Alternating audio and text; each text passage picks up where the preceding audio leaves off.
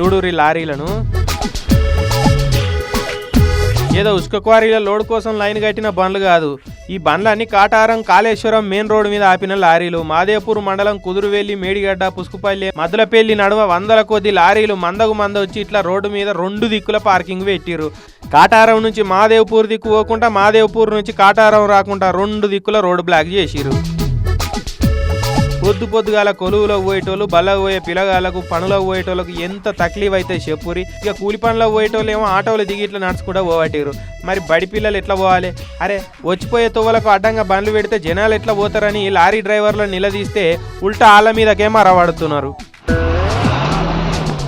కిలోమీటర్ల కమానం ట్రాఫిక్ ఇంతగానం జామ్ అయినా రోడ్డు పక్కకు లారీలు ఆపే రూలే లేకున్నా దర్జాగా పార్కింగ్ పెడుతుర్రు. కానీ పోలీసు వాళ్ళు, ఆర్టీఓ వాళ్ళు మాత్రం మాకేం కనబడతలేదు, మేమేం చూస్తలేం, పబ్లిక్ పరిశాన్ అయితే మాకేంది అన్నట్టే ఉంటున్నారని అడిదిక్కు జనం మండిపడుతున్నారు.